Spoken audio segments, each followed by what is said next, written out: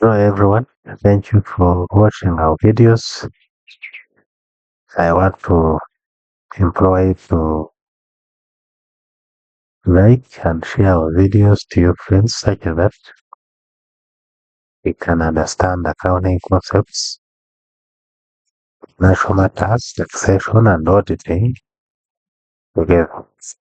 So last time we were talking about IS 16 CPA and I promised you that I will have a full session on depreciation. So today I want to discuss depreciation. Now, depreciation by definition is the loss in the value of an asset by wear and tear and some other factors.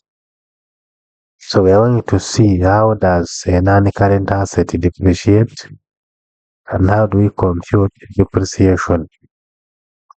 Because if an entity acquires a non-current asset, it must lose value.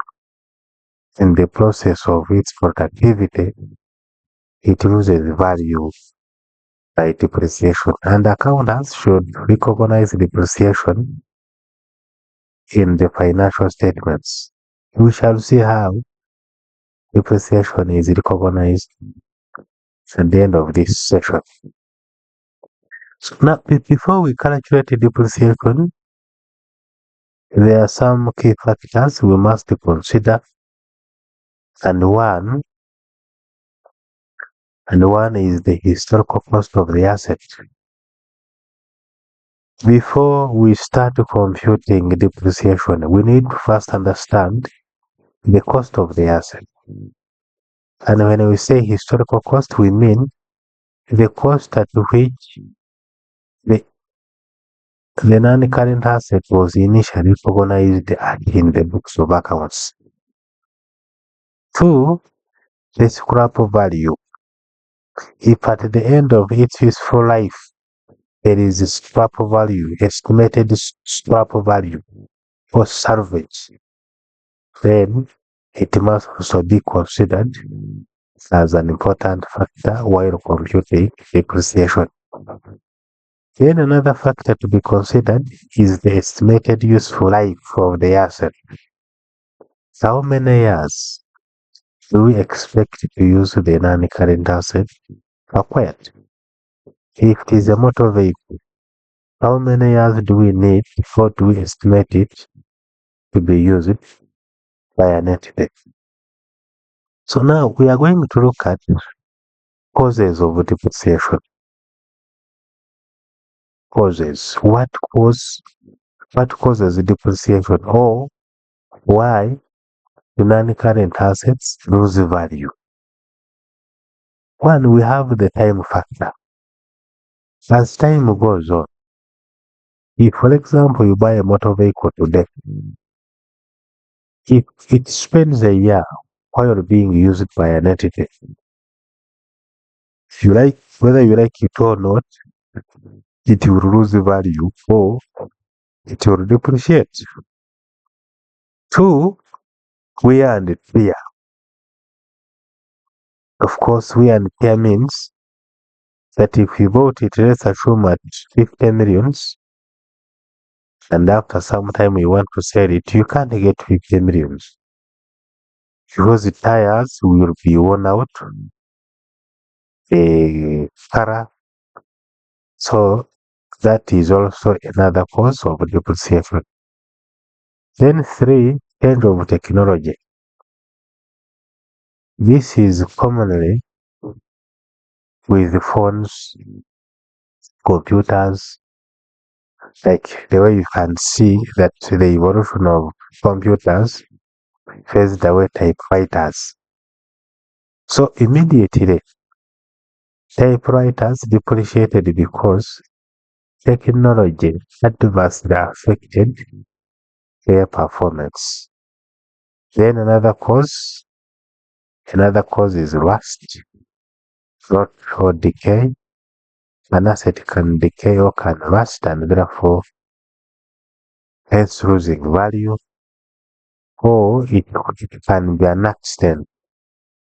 If a motor vehicle happens to crash in an accident, immediately it will lose the value. And therefore, an entity must compute depreciation but also the impairment losses. So we have different methods of computing depreciation, and today we want to look at a few of them, and later we shall prepare another section talking about part of them also. The first method and the common one is the straight line method.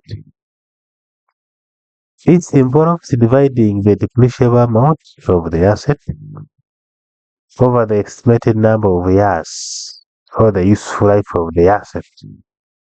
So we get the cost of the asset or the historical cost divided by the estimated useful life of the asset.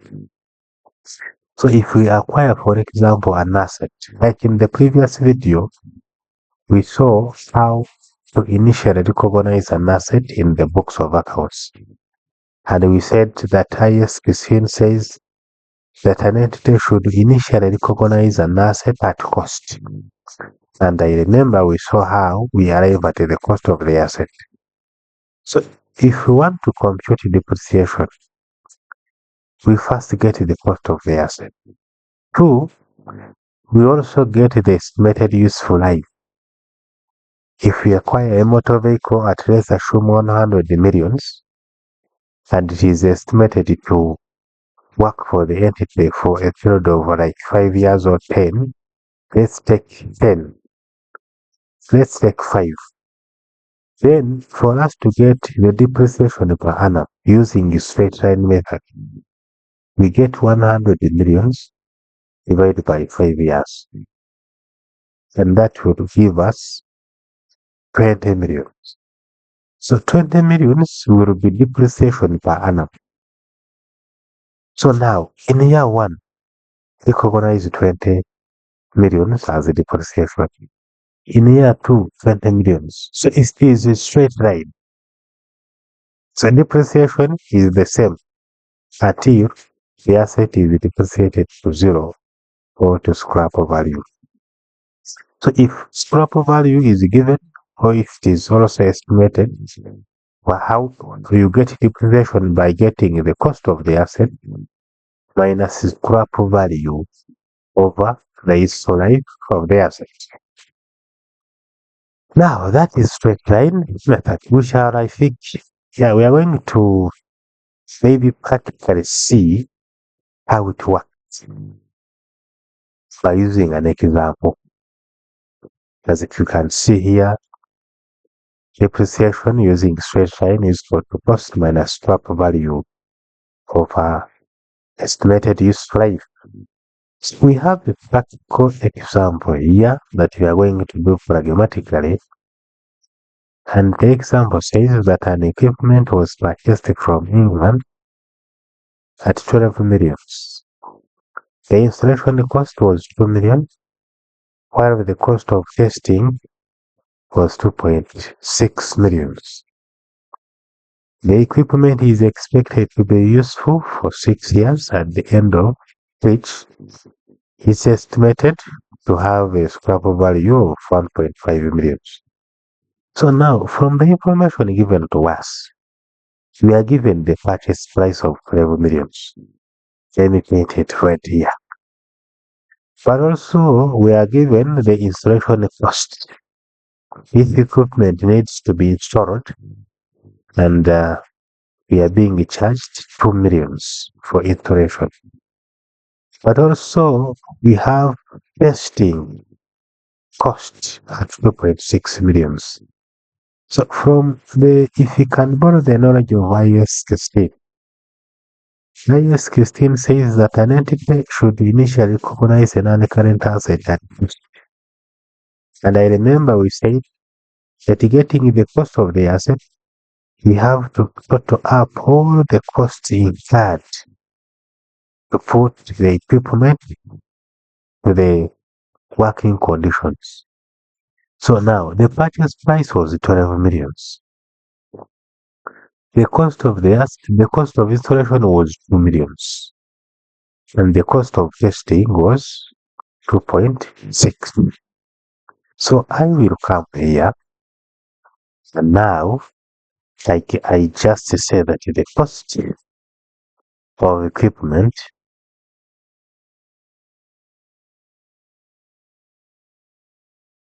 is equal to, let me put this one in a bigger font such that we can probably see properly. Put it in the font of the bigger font. So now we have the purchase price of 12 millions plus the installation cost of 2 millions, then plus the testing cost of 2.6 millions, giving us 12 plus 2, that is 14, giving us 16.6 millions. So that is the cost of the asset or the cost of the equipment. Now, from the formula given to us here, that depreciation is equal to cost minus scrap value over estimated useful life. Now that we have the cost, let us look at the question. Do we have a scrap value? Is it given to us? The answer is yes. The scrap value is 1.5 millions. So if we apply our formula here, that now depreciation is equal to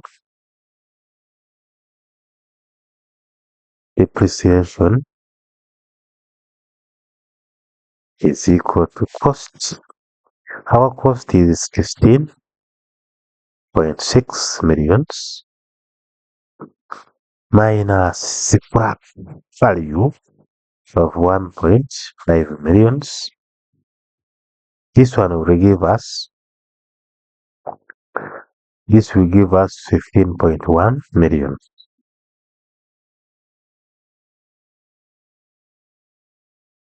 That is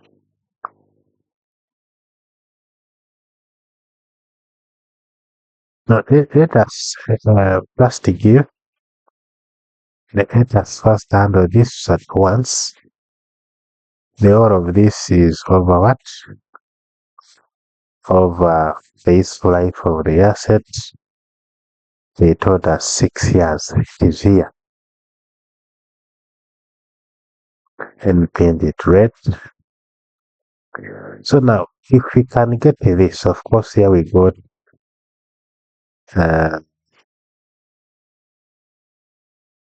we got 15.1 millions.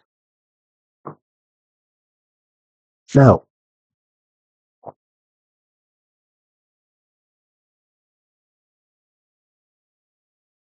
this one should be divided by the useful life of 6 years. Let me maybe use this sign here. This one will take us time. That's 6 years. This will give us, let us use a calculator such that we can get it right. So I have 15 millions, 21 divided by 6. I have 2.5 millions. 2.5 millions. So that is the depreciation per annum. So now the question was saying, now let us look at how we present this in the financial statements. If we get depreciation at the end of year 1, remember the useful life of the asset is 6 years. So at the end of year 1, the net book value of the asset will be the cost minus accumulated depreciation. And our cost is 16.6 millions minus 2.52 millions. Now you will get the net book value or the figure at which this equipment will appear in the statement of financial position as at the end of the reporting period. So net book value is 16.6 minus 2.52, which will be 14.08 millions. So that is the net book value at the end of year 1. So at the end of year 2, net book value would be 16.6 millions minus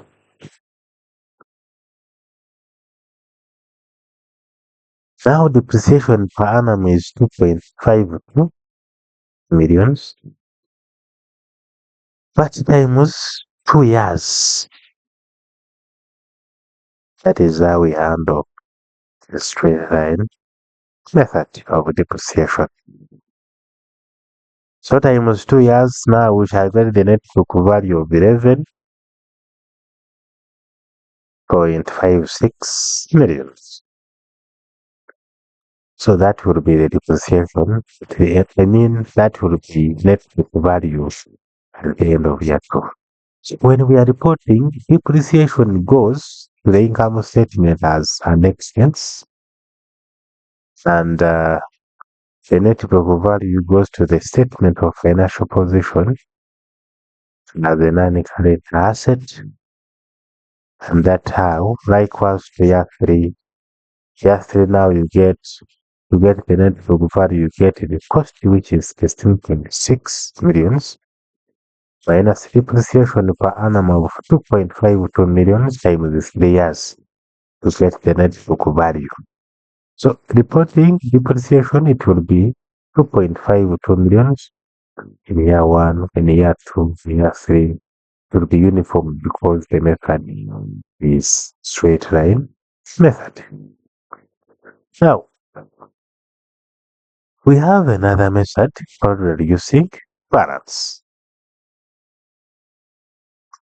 Reducing balance. Let us now look at reducing balance method. Now, with reducing balance method, the charge is the percentage of the net book value at the beginning of the year. So now, how it works, they are always given, they always estimate a certain percentage. That is, assume you bought a motor vehicle and you say that your motor vehicle will be losing a value by 10% per annum. So meaning every year, this motor vehicle must be reduced by 10%. So now, the net book value at the end of year 1 will be subjected 10% at the end of year 2 to get depreciation for year 2. That is what it means. The percentage of net book value at the beginning of the year. That is how we get the net book value using the reducing balance method. We also have a pragmatic example. A pragmatic example here. Let's start about a motor vehicle, Momofita, at the cost of 16 millions. The asset has a scrap value of 2 millions. Using the reducing balance at the rate of 12% per annum. Calculate depreciation, accumulated depreciation, and the net book value. Yes. Maybe since this is for practice, we can now take 10 years. Such that it will now look a bit simpler.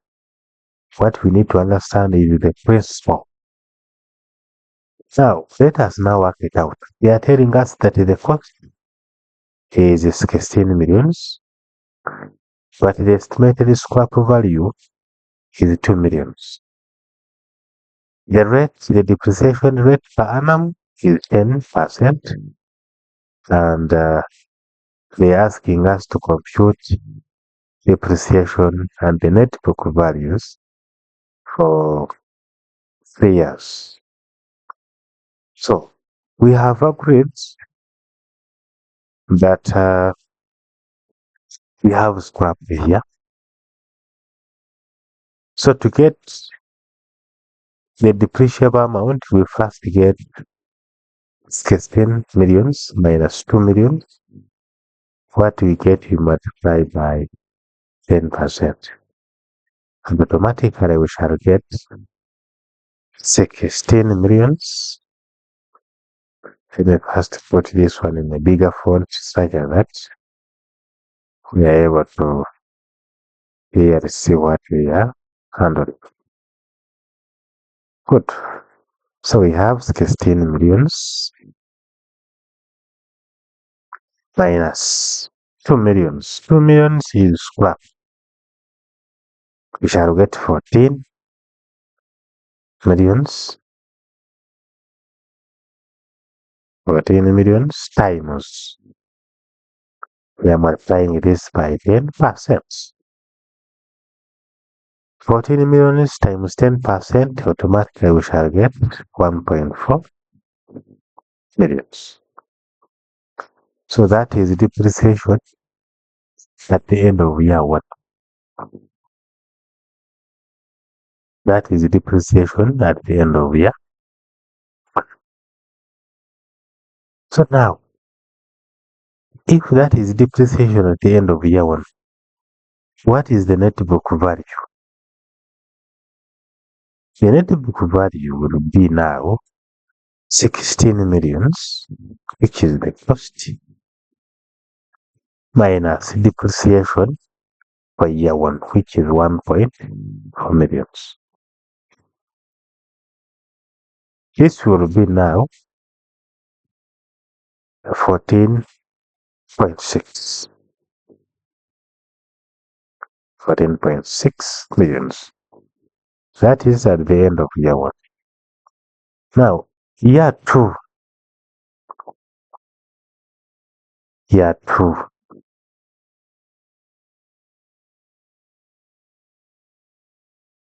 Now, year 2, depreciation would be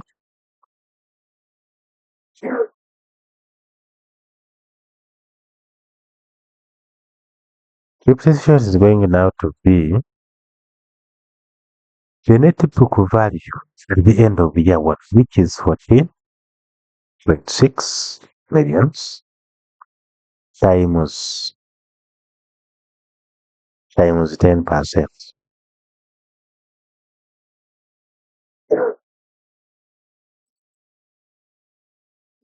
14.6 times 10%.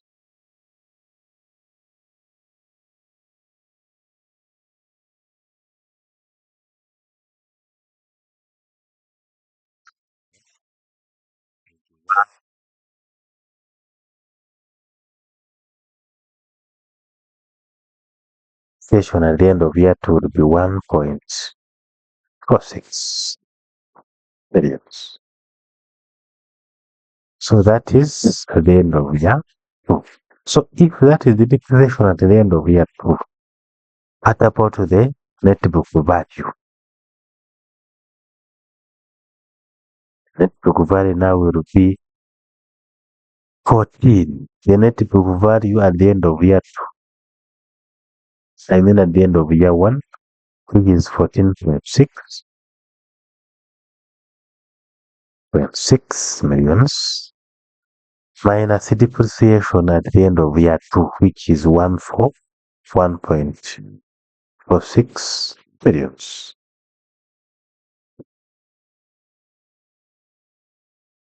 So now this one will be, let us use a calculator here.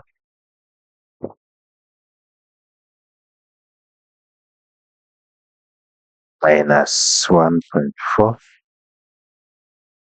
or 6. The answer will be 13.14 millions. So now year 3,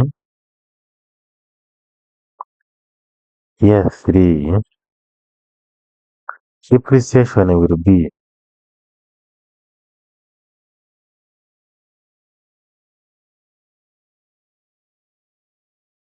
we are going to get the net book value at the end of year 2, which is that it here. In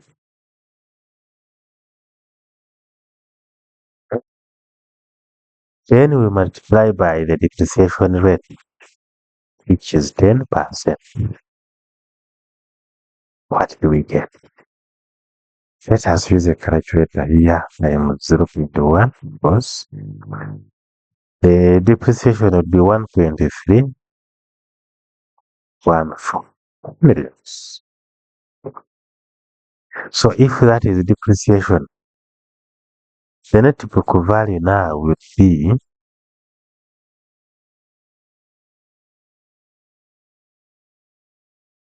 it will now be the net book value at the end of the year or at the beginning of the year.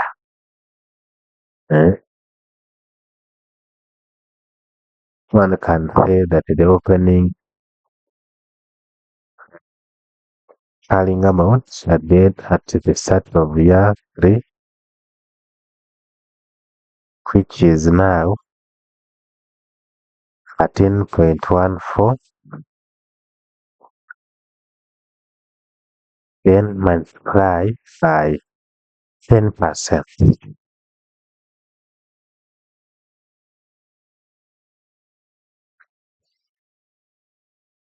10%.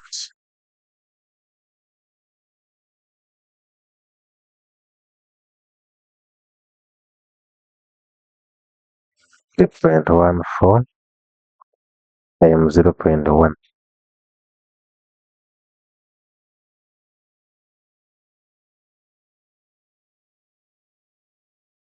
That is depreciation. Now here we are raising depreciation of 1.3.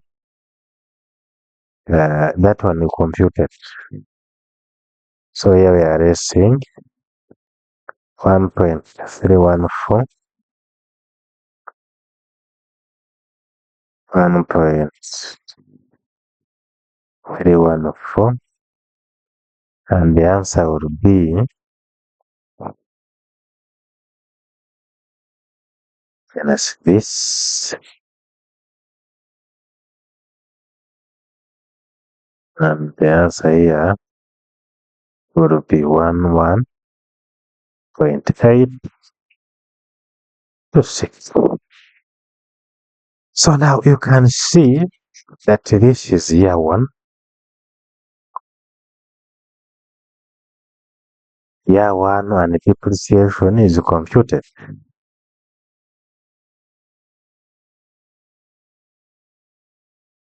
Depreciation is computed as such. So the net book value at the end of year 1 is also computed here. So now, if you are asked to use reducing balance method, that is how you apply it. So here the question was asking us to compute, not to calculate depreciation, accumulate the depreciation, and the net book values for 3 years. So now, according to our computation here, now you can see that depreciation in year 1 is 1.4 million. So in year 1, that is the depreciation, and that is the depreciation, accumulated depreciation at the end of year 1. The net book value, you get the cost minus accumulated depreciation at the end of year 1.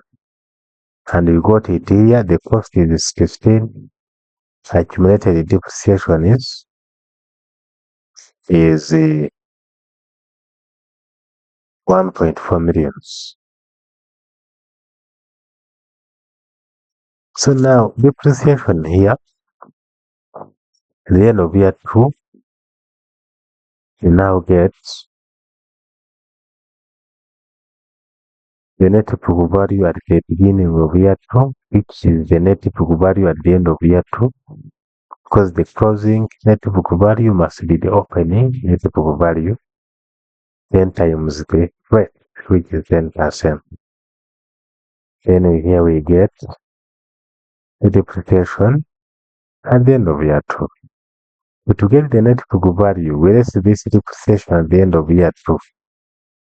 We erase it from the net book value at the beginning of year 2, such that we can get the net book value at the end of year 2, and we got it here, we got 13.14.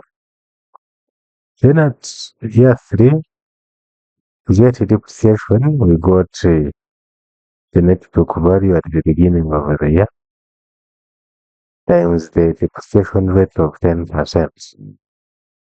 Here we got it, we computed, and we have it as 1.314 millions. Then the net book value, of course, we get the net book value at the start of the year. We raise depreciation for the year. We get a depreciation at the end of the year. So today, let us discuss only those two methods. We shall have another session where we shall discuss the sum of the other big method, the unit of output, and the hourly rate method. We shall combine these three in one session, such that, and we shall do practical examples, such that we can clearly understand the concept of depreciation. Now, we have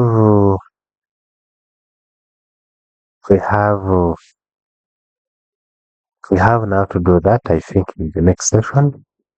But remember, if you find that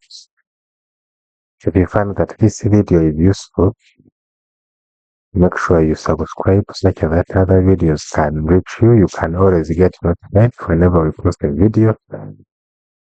But also you can share with your friends, your fellow accountants in practice, your fellow students, and those who want to understand how the session works, but also other financial matters. You can like, but also give us a comment on how we can improve our sessions. Thank you for being with us. May God bless you.